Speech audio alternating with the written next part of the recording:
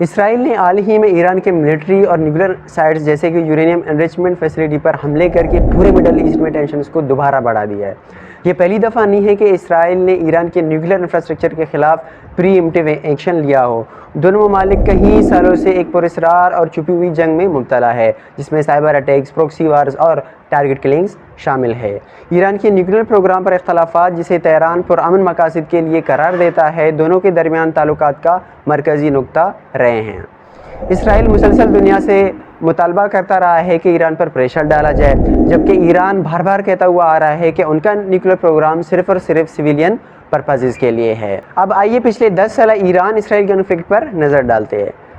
اگست 2019 میں اسرائیل نے سیریا، لبنان اور عراق میں حملے کیے ایران کے ایلیز پر تاکہ انہیں ایڈوانس ویپنز حاصل کرنے سے روکا جائے۔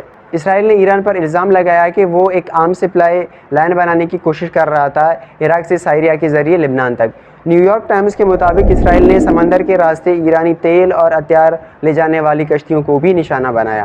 پھر جنوری 2020 میں ایران کے پاورفل جنرل قاسم سلیمانی، جو IRGC کے قدس فورس کا چیف تھے، ان کو بغداد ایئرپورٹ کے قریب US ڈرون اسٹرائکس میں شہید کر دیا گیا۔ US نے اس ایکشن کو پریمپٹیو قرار دیا، جبکہ ایران نے اس قتل کو جنگ کا آغاز کہا اور ریٹیلیشن میں US ملٹری بیسز پر میزائل اٹیکس کیے، جس میں تقریباً 100 کے قریب امریکن فوجی زخمی ہوئے۔ اس کے بعد مارچ اور اپریل 2021 میں ایران اور اسرائیل نے سمندری سفر میں ایک دوسرے کی شپس کو نشانہ بنایا۔ نیتنز یورینیم فیسلٹیز میں ایک میسٹری ایکسپلوژن ہوا، جس کا ذمہ دار ایران نے اسرائیل کو قرار دیا۔ میڈیا رپورٹس کے مطابق یہ موساد کا آپریشن تھا۔ ایران نے کہا کہ وہ ریونج لے گا اپنے مناسب وقت پر۔ اٹیک کے اوپر اٹیکس ہوتے رہے اور نومبر 2021 میں ایران کے سائنٹسٹ محسن فخری زادے کو تہران کے قریب گولی مار کر شہید کر دیا گیا۔ ایران نے اسے ٹیررسٹ اٹیک کہا اور اسرائیل پر الزام لگایا۔ یہ اسیسینیشن جو بائیڈن کے US پریزیڈنٹ بننے سے صرف 2 مہینے پہلے ہوا۔ جب جو بائیڈن نے جولائی 2021 میں چارج سنبھالا تو اس نے اور اسرائیلی PM لیپڈ نے ایک سیکورٹی پیکٹ سائن کیا، جس میں US نے وعدہ کیا کہ وہ ایران کو کبھی نیوکلیر ہتھیار حاصل کرنے نہیں دے گا اور ضرورت پڑنے پر فورس کا بھی استعمال کرے گا۔ ایران کے پریزیڈنٹ رئیسی نے اسے کھلا دھمکی قرار دیا۔ پھر دسمبر 2023 میں اسرائیل نے دماسکس کے قریب ایک ایئر اسٹرائک میں IRGC کے سینئر ایڈوائزر رضا موسوی کو شہید کر دیا۔ ایران نے اسے ڈپلومیٹک پروٹوکول کی خلاف ورزی کہا۔ اس کے بعد پھر دوبارہ اپریل 2024 میں دماسکس میں ایرانین ایمبیسی کمپاؤنڈ پر اسرائیلی ایئر اسٹرائکس ہوئے، جس میں IRGC کے 7 آفیسرز شہید ہوئے، انکلوڈنگ سینئر کمانڈر جنرل محمد رضا زاہدی۔ یہ پہلی بار تھا کہ ایمبیسی کمپاؤنڈ کو نشانہ بنایا گیا۔ 13 اپریل کو پہلی بار ایران نے آفیشلی اسرائیل ٹیریٹری پر میزائلز برسائے اور 19 اپریل کو اسرائیل نے اصفہان میں اسٹرائک کی، مگر ایران نے اسے چھوٹا ایشو بتا کر جواب نہیں دیا۔ اسرائیلی اٹیکس اور تیز ہوئے اور جولائی 2024 میں تہران میں حماس لیڈر اسماعیل ہانیہ کو شہید کر دیا گیا، جس میں ان کے باڈی گارڈز بھی شہید ہوئے۔ خامنئی نے کہا کہ یہ اسلامک ریپبلک کے علاقے میں شہادت تھی، اس کا انتقام لینا ان کا فرض ہے۔ دسمبر 2024 میں اسرائیل نے آفیشلی تسلیم کیا کہ یہ اسیسینیشن اس نے کیا تھا۔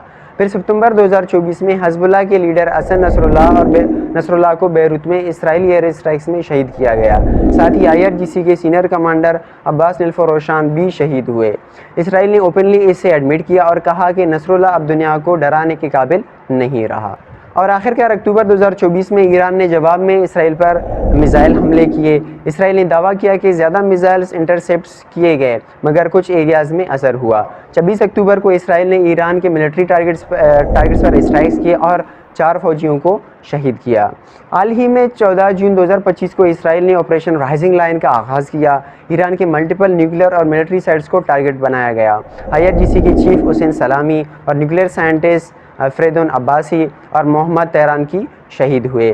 12 جون سے جاری اس جنگ میں اب تک ایران اور اسرائیل دونوں کنٹریز میں کافی نقصان ہوا ہے اور دونوں کنٹریز ایک دوسرے پر ایک کے اوپر ایک حملہ کرتے آ رہے ہیں۔ اس سے پہلے جب ایران نے اسرائیل پر حملے کیے تھے تو اتنا بڑا نقصان نہیں ہوا تھا، لیکن اس بار پورا اسرائیل لرز اٹھا ہے اور ایران کے کافی میزائل ٹارگٹس پر لگ رہے ہیں۔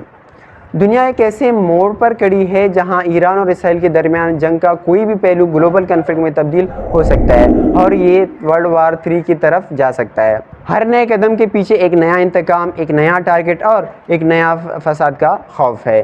کیا یہ تنازع رکے گا یا محاذ بھی ایک بڑی جنگ کا سبب بنے گا؟